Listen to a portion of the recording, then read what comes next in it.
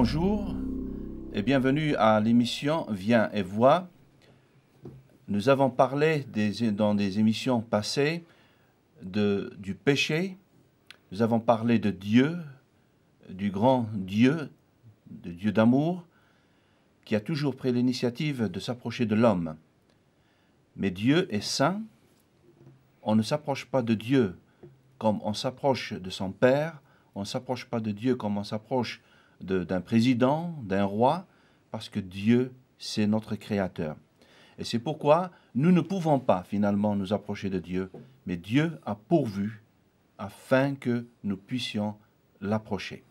Alors, nous allons voir aujourd'hui, bienvenue à Meki, Hassan, Delila. Bonjour.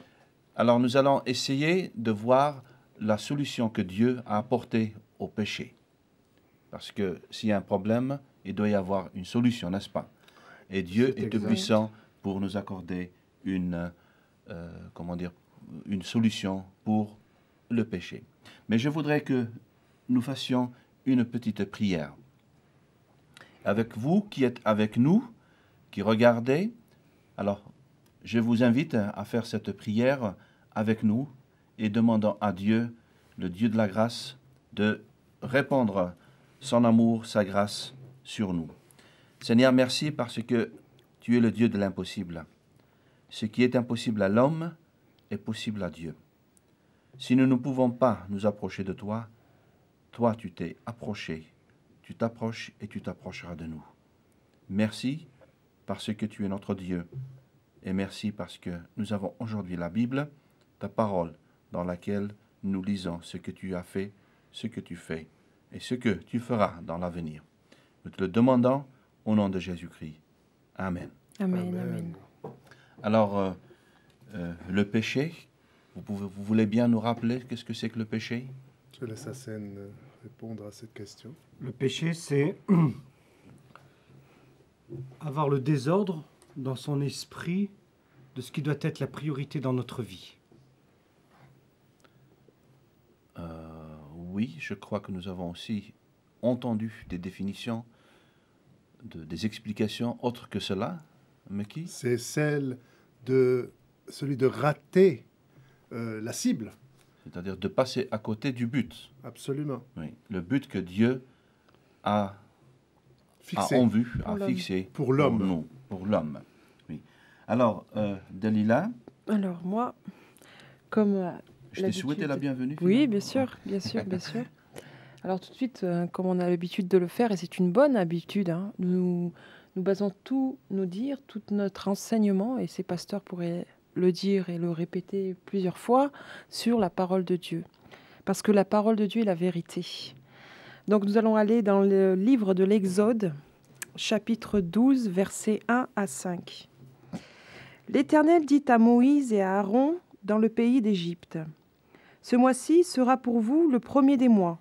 Il sera pour vous le premier des mois de l'année.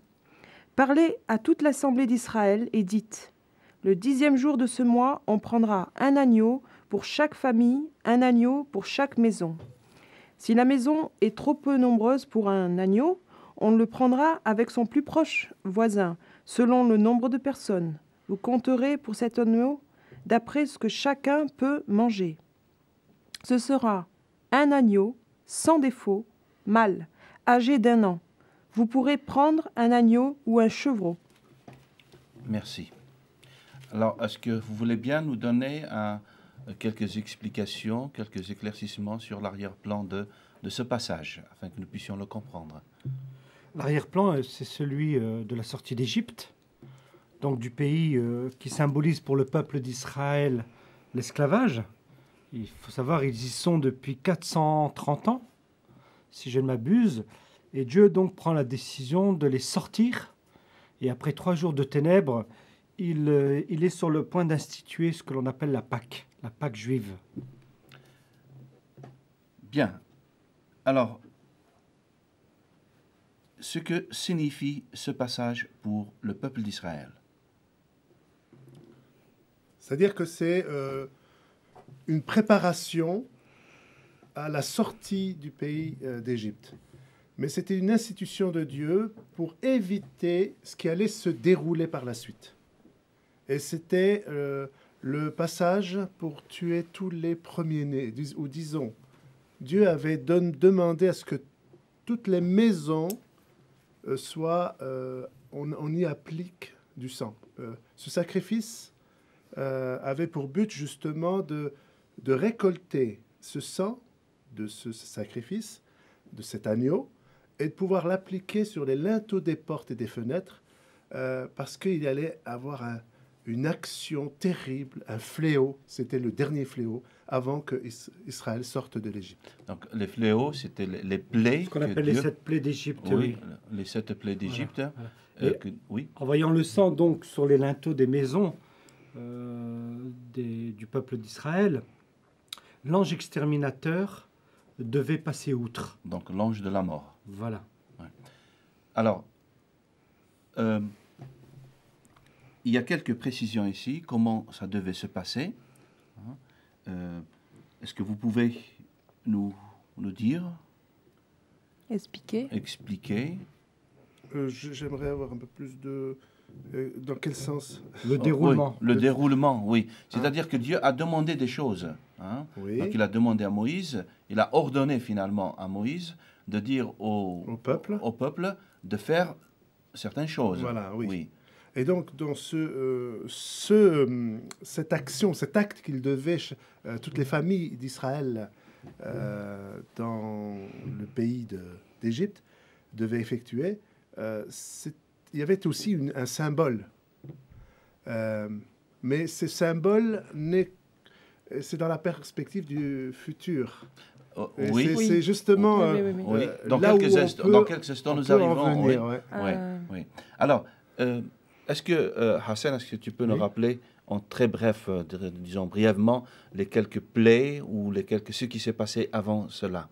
Les 7 plaies d'Égypte? Oui, non, pas toutes. Ah, pas toutes. Mais disons le contexte, disons le climat dans Alors, lequel... Le contexte, c'est celui de l'endurcissement de Pharaon, n'est-ce pas, roi d'Égypte, à qui Dieu, par l'intermédiaire de Moïse, demande de libérer le peuple d'Israël. De laisser aller. De le laisser aller, puisqu'il faut savoir que le peuple d'Israël est durement opprimé, exploité. Et Dieu, tout en même temps, endurcit donc le cœur de ce monarque, mais ce pour manifester encore plus sa toute-puissance et sa grandeur.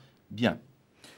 Alors, j'apporte juste une précision parce qu'il était dit 7 plaies, mais dans le texte, il est question de 10e plaie. Donc en fait, on est au 10e plaie. C'est la dernière. Alors. À la veille d'une 10e plaie qui allait s'abattre sur l'Égypte. Bien. Alors, quelle était cette dernière plaie? Parce qu'on dit qu'on laisse le dessert, on appelle le dessert, c'est à la fin du repas. Oui. Alors là, donc c'est la chose la plus importante qui se termine finalement. On termine quelque chose avec l'étape la plus importante. Non, c'est un coup près qui est tombé sur l'Égypte. Parce que maintes fois, Dieu a voulu interpeller Pharaon pour qu'il laisse Israël sortir d'Égypte. Mais après chaque plaie, voilà que Pharaon refuse, malgré cela, de faire partir Israël de l'Égypte. Et il a fallu la dernière plaie pour donner un coup fort qui touche précisément le cœur de Pharaon, c'est-à-dire de son enfant. Il s'agit justement de la mort des premiers-nés. Bien. On fait encore un tout petit recul dans le temps, parce que Dieu a promis à Abraham, donc il lui a promis un pays, il lui a promis d'être le père d'une nation, donc le peuple d'Israël était une nation. Qu'est-ce qu'il faisait en Égypte? Israël, que faisait? C'était à cause de Joseph. À un moment donné, Joseph a été vendu comme esclave en Égypte. Et pendant qu'il était là-bas en Égypte, quelque temps après être là-bas, il y avait eu une famine dans tout le territoire. Des pays du Canaan. Voilà. Ouais. Et ce qui fait que Jacob avec ses enfants, bon, avaient des problèmes pour se nourrir. Donc ils sont allés en Égypte, Donc, accueillis par leur fils. Joseph, quand il a Joseph, été établi gouverneur ou ministre Oui. de ce pays. D'ailleurs, ce long séjour au pays d'Égypte avait été annoncé à Abraham. Dans le livre de la Genèse, il lui a été dit Oui. cette nation séjournera dans un pays, dans une longue période, dans un pays étranger. 400 ans, je crois. Donc finalement, les choses se passent comme Dieu les a Absolument. indiquées, prévues, indiquées. Mm. Bien. Alors maintenant, ils sont sur le point de quitter l'Égypte, ils sont sur le point de partir et de rentrer dans la terre promise. Alors, il se passe quelque chose. Il se passe quelque chose, ou quelque chose est en train de se passer. Hein. Alors, pourquoi un agneau? Pourquoi, je dirais, tout ce sacrifice, hein, parce que chaque famille devait donc sacrifier un agneau, peut-être un agneau pour 2 familles, hein, selon le nombre de personnes, etc. Qu'est-ce que... Je laisse. Non, vas-y, je t'en Ouais. prie. Donc il y avait toujours une histoire de, d'une certaine manière, hein, il y a un verset qui dit bien, sans effusion de sang, Hébreux. il n'y a 9,22. point de pardon. Pardon. Alors, il y a semble-t-il, une histoire de sanctification, mais aussi d'appartenance à Dieu. Voilà ce que je peux dire pour... Ouais. Mais la Bible nous parle très souvent du rachat d'Israël de l'esclavage. Est-ce que l'agneau est le prix du rachat d'Israël? Et c'est pas n'importe quel agneau, hein, si on lit le texte. C'est un agneau sans défaut. Oui. Âgé de... Ah non, c'est-à-dire qu'il a été sevré. Oui. Oui. Donc, ce rachat du peuple d'Israël, hein, parce que la Bible nous parle du rachat. Mhm. Alors, qu'est-ce qui allait finalement se passer avant que le peuple ne quitte l'Égypte? C'est l'ange exterminateur Oui. qui passait devant les maisons et s'il voyait le sang, ben, il passait outre. Et c'est tous les premiers-nés qui allaient du bétail jusqu'au chez les hommes. Tout le peuple des Égyptiens, eh bien, était atteint. Tous étaient atteints. Et ce qui fait que ça a été un tel drame, une tristesse profonde de la part des Égyptiens. Et ils ont vu en cela qu'il va avoir vraiment... ils ont vu ça de façon terrible. Mais tout à l'heure, tu parlais que sur les linteaux des portes, il y avait le sang donc d'un agneau. Est-ce que c'est toujours d'un agneau là? Oui, tout à fait. Oui. Mais Et qu'est-ce qui se passait pour ces Égyptiens- personnes qui avaient ce sang sur le linteau des portes? Ils étaient épargnés. Épargnés de l'ange exterminateur. Exterminateurs, oui. Donc, Tout à l'ange Mais ils de la devaient mort, oui, rester à l'intérieur, à l'intérieur. chez eux, et ne pas en sortir jusqu'à ce que l'ange exterminateur soit passé. Bien, nous voyons là aussi l'intervention de Dieu, donc l'initiative d'aller, de chercher et de trouver. Hein. Donc Dieu cherche et trouve. C'est un petit peu, je dirais, humainement parlant, c'est pas des choses qu'on peut dire de Dieu parce que Dieu ne cherche pas, il nous voit. Mais c'est quand même quelque chose. Hein. Dieu a décidé qu'il fallait qu'il y ait du sang. Il y a une symbolique dans tout ça, lorsque, si nous voulons l'appliquer pour nous chrétiens, à cause du sang de l'agneau, de cet agneau sans tache, c'est-à-dire dans la personne du Christ, Jésus qui n'a commis aucun péché, est celui qui nous sauve, en fait, du message central de l'Évangile, hein, qui nous sauve de la perdition éternelle, de l'éloignement de Dieu. Et c'est vrai que si nous voyons ça de façon avec la nouvelle alliance, voilà le message. Donc le peuple d'Israël a été racheté. On parle aussi, en tant que chrétien, nous parlons aussi du peuple racheté. Oui, absolument. Quelle église? L'Église de Jésus-Christ. Oui. Oui, oui. Alors, est-ce que vous pouvez nous expliquer ce rachat? Alors, dans le même ordre d'idée, D'ailleurs, très, très intéressant de noter que dans le Nouveau Testament, il est question de rançon, du prix de la rançon, n'est-ce pas? Et ce mot rançon évoque précisément, dans sa langue originale, l'esclave. C'est l'esclave qui est au marché dans l'Antiquité, et particulièrement dans l'Empire romain, et qui, comme tout autre produit, bétail, que sais-je encore, était parqué avec un écriteau lutron en grec. Cela veut dire? Qui veut dire à acheter, esclave à acheter. Et ainsi, un riche propriétaire pouvait aller au marché et acheter, racheter ses esclaves. Et c'est exactement ce qui s'est produit pour nous. Jésus a été la rançon pour notre rachat, pour nous sortir de cet esclavage du péché. Est-ce que ce péché, est-ce qu'il vient, donc nous l'avons tout simplement hérité comme d'Adam et de Ève. Hein? Alors, comment peut-on, je dirais, ou comment vous avez fait passer le message? Parce que je reviens toujours à l'Église, hein, pas simplement à l'Église, mais à ceux et à celles qui sont intéressés de la vie avec Dieu. Finalement, personne ne s'intéresse à la vie avec Dieu, mais c'est Dieu qui s'intéresse à la vie donc, des hommes. Comment vous faites passer le message? Comment, ou est-ce qu'il y a des expériences? Le texte qui est le point fort dans les évangiles, c'est Jean 3, 16. Il est dit dans la pensée du rachat, « Dieu a tant aimé le monde qu'il a donné son Fils unique afin que quiconque croit en lui ne périsse point, mais qu'il ait la vie éternelle. » C'est-à-dire ne meure pas, ne vive pas sans Dieu, mais qu'il ait la vie pour toujours avec Dieu. Oui, c'est tout à fait ça. Oui. Alors, donc Jésus-Christ est pour nous, hein, nous croyons, je le crois, qu'il est pour nous, donc l'agneau immolé, hein, donc sacrifié pour, comment dire, pour l'humanité, pour le rachat de l'humanité. Il a dit lui-même, Jésus, c'est pour cette heure que je suis venu. Quelle heure? L'heure où il devra passer par la mort. Voilà. Et puis dans ce sens, c'est Jean le Baptiste, le prophète, qui en voyant Jésus s'est écrié « Voici l'agneau de Dieu qui ôte le péché du monde. » Le péché du monde.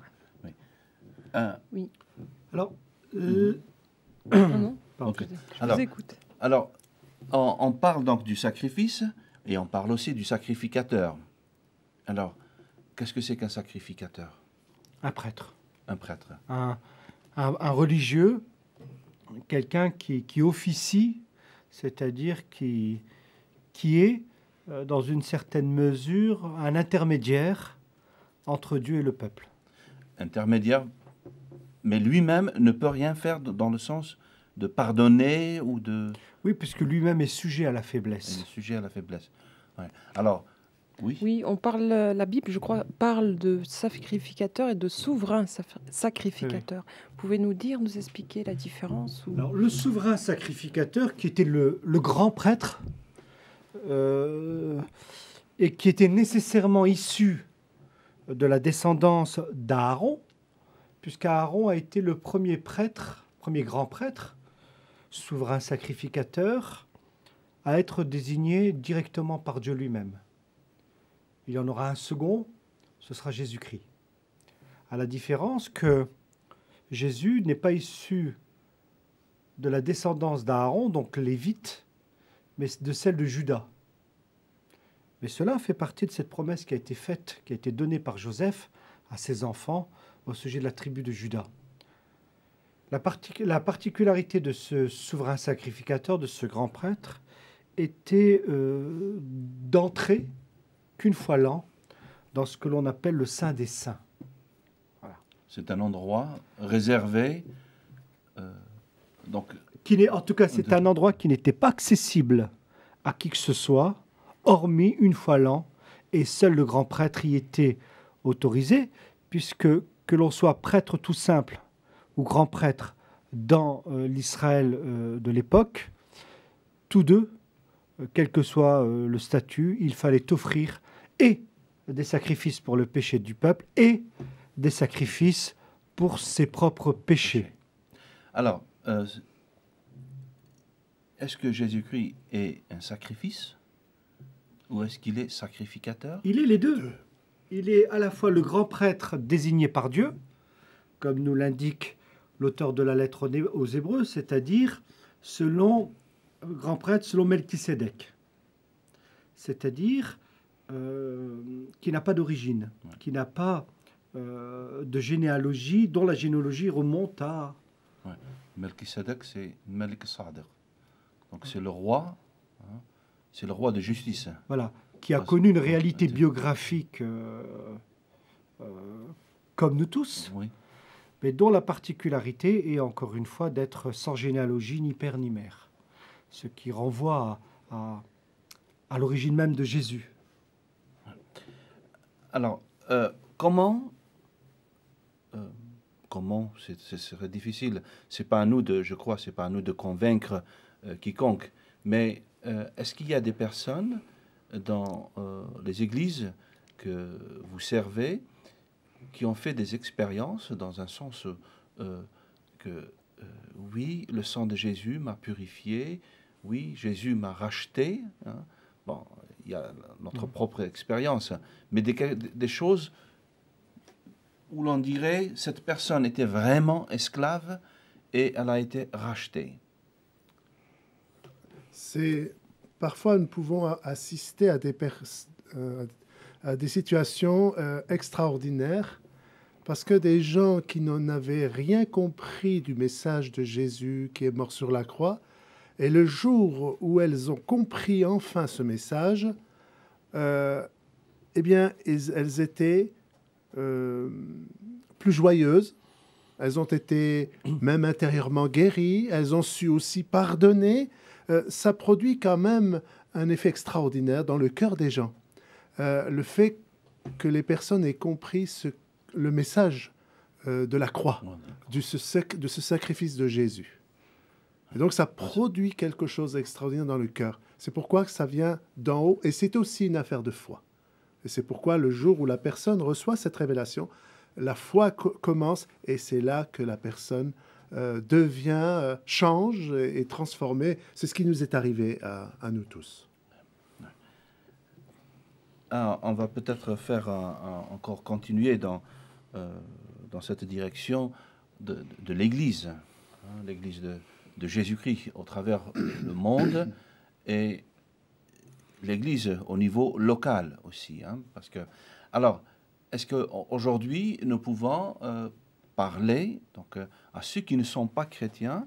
Est-ce qu'on peut leur dire que Jésus-Christ est mort pour eux? Bon, je sais que Jésus-Christ, je n'étais pas encore chrétien, et Jésus-Christ, j'ai cru que Jésus-Christ est mort pour moi. Mais d'autres qui n'arrivent pas, comment dire, à l'accepter, qui n'arrivent pas, comment peut-on expliquer, comment peut-on les aider à comprendre ce message de la croix? À quiconque qui recherche la vraie liberté, nous pouvons leur dire que grâce à ce sacrifice de Jésus, il n'est plus besoin d'appartenir ou d'adhérer à un système pour se justifier devant Dieu. Le seul moyen d'être libéré de l'esclavage du péché, de la peur de la mort, est de croire à ce sacrifice, de croire à ce don de cette vie que Dieu a donné son Fils pour que chacun d'entre nous ayons la vie et la vie éternelle. C'est-à-dire, la seule condition pour être en relation, en communion avec Dieu, est de croire que le sacrifice de Jésus suffit amplement et qu'il n'y a rien d'autre à faire si ce n'est de croire. Bien. Alors, donc, les religions. Les religions, donc, il y a bien des chrétiens qui sont très, très religieux, hein, qui jeûnent dans des moments bien précis, qui font des prières bien précises, donc je dirais, qui suivent vraiment une vie religieuse. Alors, si c'est pour garder, on va dire, une discipline, une spiritualité, pourquoi pas? Mais si le but, c'est de rester sensible à la réalité de Dieu, en structurant le temps et l'espace de cette manière, pourquoi pas? Mais si ces jeûnes, ces temps de prière ont pour but d'obtenir les faveurs de Dieu, alors c'est caduc. C'est-à-dire? C'est nul et non avenu. La seule chose qui vaille, le seul sacrifice que Dieu agrée est celui de Jésus-Christ. Donc ce qui veut dire que l'on n'a pas à faire d'efforts personnels pour atteindre et parvenir au salut, puisque Jésus a déjà tout accompli à la croix. Seulement, c'est vrai que pour toutes ces personnes sincères, et nous le reconnaissons qu'il y a des personnes sincères dans leur croyance, dans ce à quoi ils croient. Seulement, Dieu connaît les cœurs et il se laissera trouver aussi. Il viendra aussi visiter ces cœurs qui le cherchent vraiment, qui cherchent vraiment la vie véritable. Et tôt ou tard, Dieu se révélera d'une façon extraordinaire. Alors, peut-être quelques dernières paroles. Le sacrifice de Jésus, le don de sa vie, est le sacrifice parfait. Il n'y a rien à rajouter, il n'y a rien à enlever. Il est amplement et pleinement suffisant, une fois encore. Et c'est ce sacrifice-là qui nous donne l'accès au trône de la grâce de Dieu. Et c'est ce sacrifice-là qui nous permet d'obtenir le secours au temps favorable dont nous avons besoin. Merci. Alors, je pense à un témoignage. Il y avait une grande conférence, et puis la conférence est terminée. Ils étaient en train d'enlever les tentes, etc. Et il y avait quelqu'un qui venait en courant et qui disait, je voudrais parler à un pasteur, et qui disait, quand il a vu le pasteur, il a dit, pasteur, qu'est-ce que je dois faire pour être sauvé? Alors le pasteur lui a dit, il est trop tard. Alors le monsieur pensait qu'il était trop tard d'être sauvé. Mais le pasteur lui dit, non, il est trop tard parce que Jésus-Christ, il y a 2000 ans, a tout accompli. Il suffit de l'accepter. Ainsi, chers frères et chères sœurs, soyez fortifiés dans votre foi, car Jésus-Christ a tout accompli et il a tout fait. Et vous, qui n'êtes pas encore rentrés dans ce pardon, dans cette œuvre de Jésus-Christ, nous vous invitons et nous vous encourageons à demander à Dieu et à faire ce pas et l'accepter. Nous vous laissons dans la paix de Dieu et nous vous laissons, vous aussi, je vous laisse dans la paix de Dieu. Merci et à très bientôt. Au revoir.